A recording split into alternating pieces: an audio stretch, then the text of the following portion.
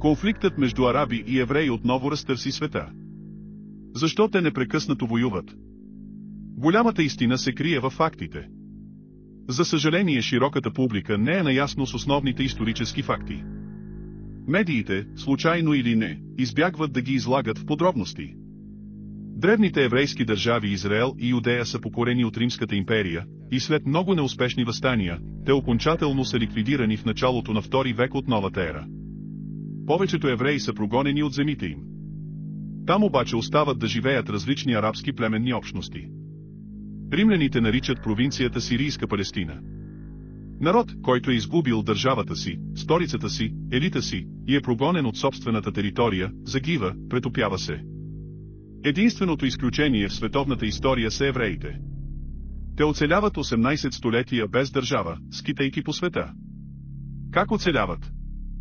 Женят се основно помежду си, младите стриктно изучават историята и езика си, богатите помагат винаги на бедните. В Европа след приемането на християнството, те са подлагани на гонения, издевателства, убийства. Лишени в повечето случаи от нормален поминък, те се занимават с търговия, занаяти, ювелирство, лихварство. С началото на капитализма в Европа пред някои еврейски фамилии се откриват грандиозни финансови хоризонти.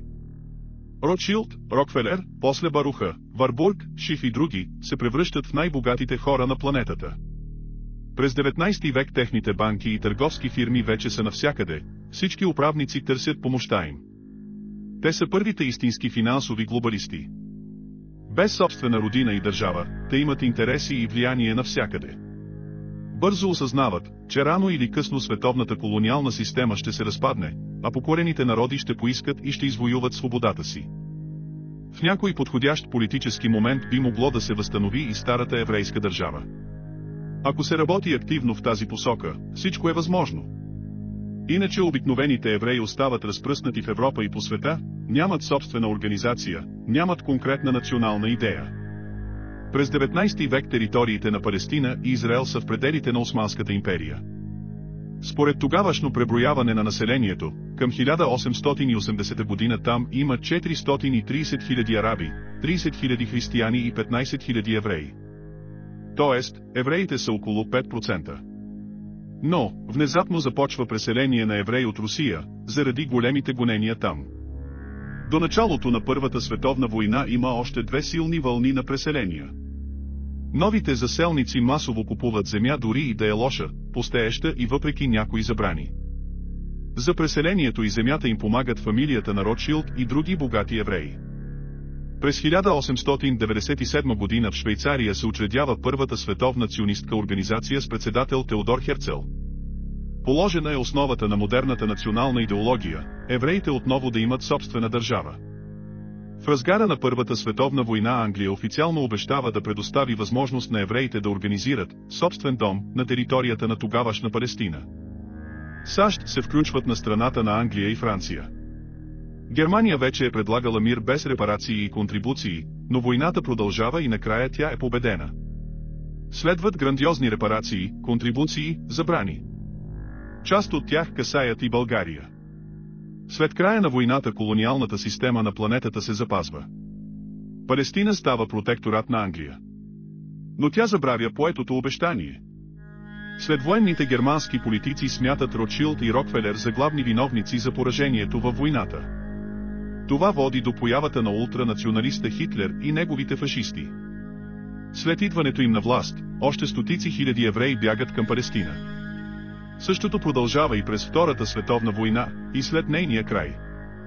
След 5 вълни на преселения за 60 години, евреите в Палестина стигат до 450 000 души, арабите са около 900 000. През ноември 1947 година 33 държави в ООН гласуват за разделяне на британския протекторат в Палестина на две отделни държави, на евреи и араби, а Иерусалим да е неутрален град. 13 мюсюлмански държави плюс Индия, Куба и Гърция са против, 10 са въздържали се. Как обаче да стане разделянето и кой да е отговорен за това, не е ясно. На 14 май 1948 година, 8 часа преди официално англичаните да се оттеглят, Бен Гурион обявява независима държава Израел на територията, определена от ООН. Околните арабски държави не са съгласни. Вие знаете останалото. Започват поредица от войни, продължаващи до днес. Израел печели всичките, подкрепяна финансово и военно от САЩ. Арабите в Палестина в крайна сметка остават без държава.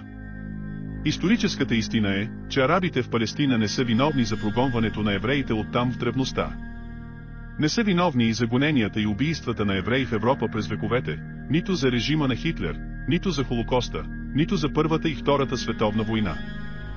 Вината за всичко това е на тъй наречените велики сили от Европа и техните елити. От друга страна, не може да не се отбележи огромната роля на еврейския банкерски елит за раждането на модерната сионистка идея, зад организирането и финансирането на вълните от преселения към Палестина.